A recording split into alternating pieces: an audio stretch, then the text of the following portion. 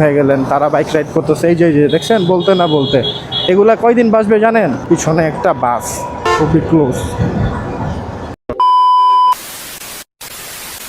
পিছনে একটা বাস খুবই ক্লোজ।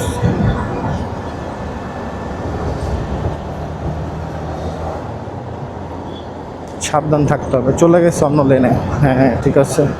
মিরর, মিরর বাইকের না, প্রত্যেকটা গাড়ির মিররটা খুবই বেশি ইম্পর্টেন্ট। আপনি হচ্ছে হাইওয়েতে চলেন, যেখানেই চলেন, মিরর একটু পর পর আপনাকে তাকাইতেই হবে, কিছু থাক আর না থাক।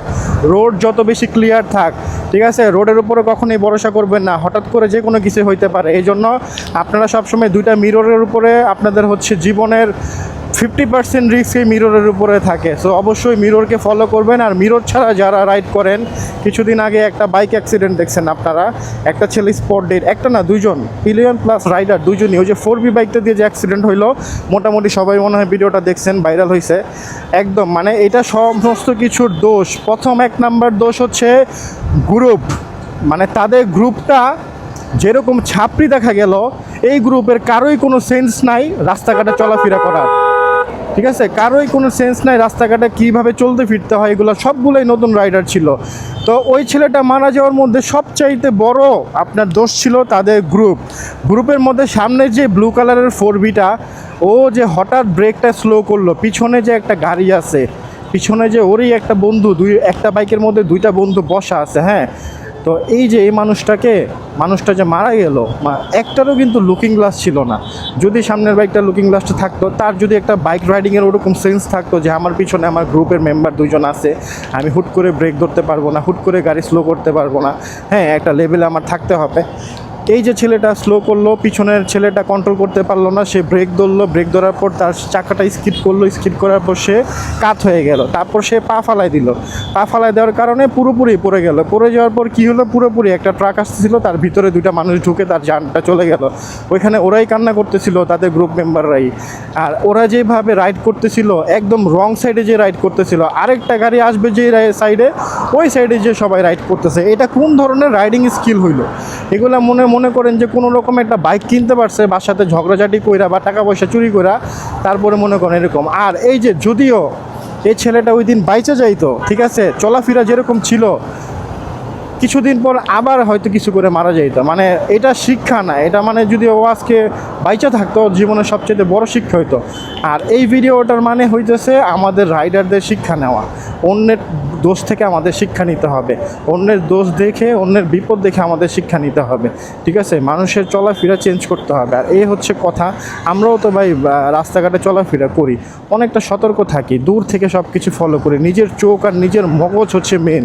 চোখ আর মগজ যতক্ষণ পর্যন্ত আপনাকে সিগন্যাল না দিবে যে এই রোডটা এরকম ওরকম, আমার পাশের মানুষগুলো এরকম, আপনার ভালোটা আপনার হাতে।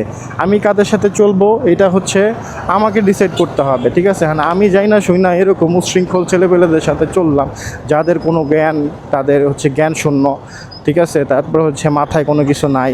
এই যে আপনি গেলেন, এই অবস্থা হইলো, আপনার গ্রুপের মেম্বারদের জন্যই তো আপনি বিপদে পড়লেন না, আপনার আরেকজন মেম্বার আপনাকে বিপদে ফেলাই দিল, তাহলে তার জন্য আপনার মরতে হইলো না? আপনি তো ঠিকই যাচ্ছিলেন, কিন্তু আপনার একটাই দোষ ছিল, আপনি রং ওয়েতে ছিলেন, রং সাইডে ছিলেন। আপনি যদি রাইট সাইডটা যদি ফলো করতেন ভাইয়া, তাহলে ওই ছেলে যদিও ব্রেকটা ধরতো, আপনার যে বন্ধু বলেন, ভাই বলেন, তাহলে কিন্তু আপনার কিন্তু আর পড়তে হইতো না। অবশ্যই মানুষের ভুল থেকে আমাদের শিক্ষা নিতে হয়, আমাদের ভুল থেকে আমাদের শিক্ষা নিতে হয়, আর অবশ্যই সাবধানে চলাফেরা করতে হয়। আপনি একটা বাইক কিনলেন, একটা গ্রুপের সাথে জয়েন হয়ে গেলেন, তারা বাইক রাইড করতেছে, এই যে দেখছেন, বলতে না বলতে এগুলা কয়দিন বাঁচবে জানেন? কয়দিন বাঁচবে জানেন? এটা বলে গুনাও হবে, মানে এগুলা বেশি দিন যাবে না, চায়না জিনিস মনে হয়, বুঝতে পারছেন? এগুলাকে বলবেন চাইনিজ প্রোডাক্ট, আর কিছু না। তো এই হচ্ছে কথা, এগুলো হচ্ছে মাদার সাকিনাকা।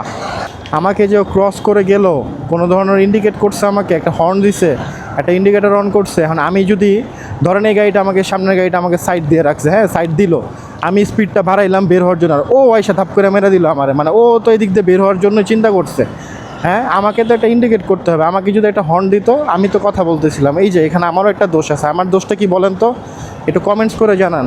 আচ্ছা কমেন্টস করে আপনারা জানাইতে পারবেন না, কারণ যারা রাইডার তারা বলতে পারবে, রাইডার ছাড়া কেউ কিছু বলতে পারবে না। আমার দোষ হচ্ছে আমি কথা বলতেছি, আমি এই পাশে লুকিং গ্লাস ফলো করি নাই, আমি এই পাশে লুকিং গ্লাসও ফলো করি নাই। এই পাশে আপাতত কিছু নাই, কিন্তু এই পাশটা তো দেখতে হইতো। যদি দেখতাম ও আসতেছে তাহলে আমি বুঝতাম যে না এই ছেলে তো এখন এখান থেকে কাট মারবে আমাকে, আমার সাইড দিয়ে।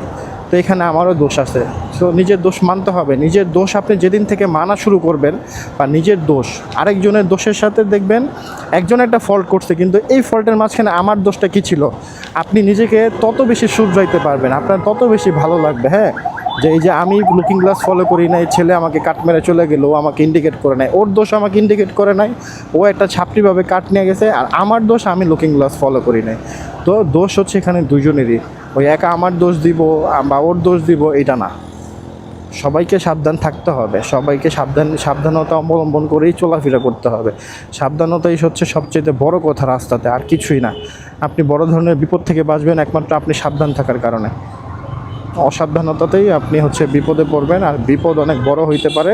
আল্লাহ না করুক। দোয়া করি সবাই ভালোভাবে চলাফেরা করেন, আমার জন্য দোয়া করবেন, কারণ আমারও ফ্যামিলি আছে আর সবারও ফ্যামিলি আছে। সবার জন্য দোয়া করি, ভালোভাবে চলেন, বিপদ থেকে সবাই যেন বাঁচতে পারেন সে দোয়াই করি।